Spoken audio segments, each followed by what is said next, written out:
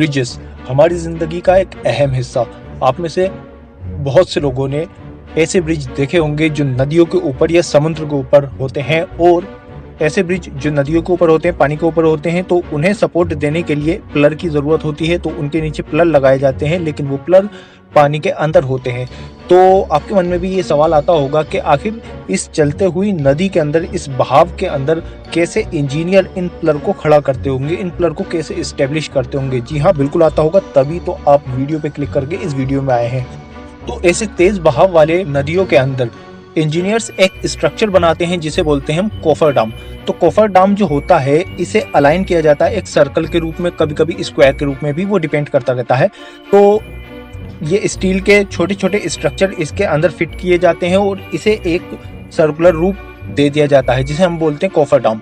तो जब ये सर्कुलर बन जाता है कि ट्यूब की तरह हो जाता है, तो इसे क्रेन के जरिए उठाकर इसे पानी के अंदर डाल दिया जाता है। तो जब ये पानी के अंदर डाल दिया जाता है, हमें लगाना था, वहां हमने क्रेन की मदद से इसे फिट कर दिया है। और इन स्टील के स्ट्रक्चर्स को एक विशालकाय क्रेन की मदद से बारी बारी से नीचे की ओर दबाया जाता है, जिससे ये जमीन के अंदर धंस पाए अच्छी तरह से। और आप हमें कमेंट करके बताएंगे कि हावड़ा ब्रिज कहाँ पर स्थित है, हावड़ा ब्रिज कहाँ पर पाया जाता है। अगर पता है तो कमेंट करके बताओ कहाँ पाया जाता है, वरना वीडियो के एंड में तो ये फैक्ट भी आपको पता चल ही जाएगा। तो उसके बाद मोटर और पंप से इसके अंदर का जो पानी है वो बाहर निकाल देते हैं और इसके अंदर जो है वो सूखी खाली जगह बन जाती है। तो अब यहाँ पे हमें ऐसी जगह मिल गई है, जमीन, जहाँ से हम अपना स्ट्रक्चर बनाना शुरू कर सकते हैं और यहीं से हम पिलर बनाना शुरू करते हैं। तो पिलर के लिए हमें जमीन मिल जाती है।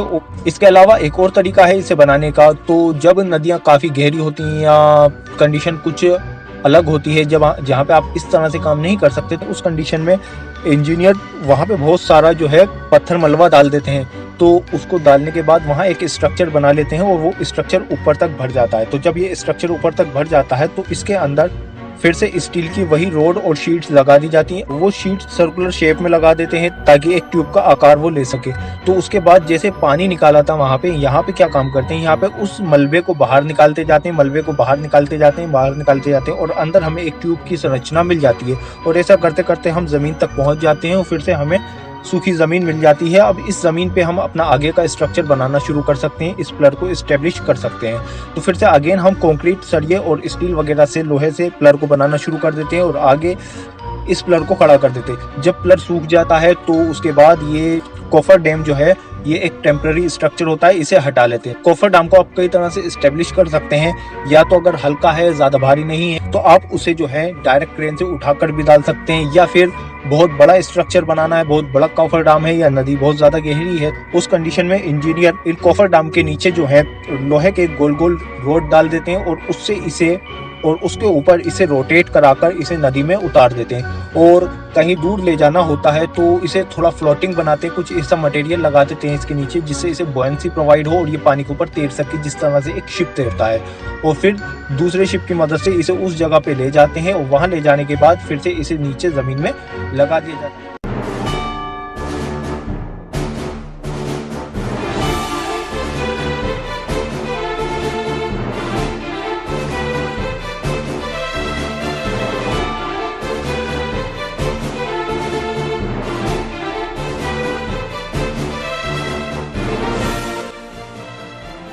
तो जब कभी भी कलकत्ता की बात आती है तो एक ब्रिज की इमेज आती है, वो ब्रिज है हावड़ा ब्रिज। तो अब आप समझ गए होंगे कि हावड़ा ब्रिज कहाँ पर स्थित है।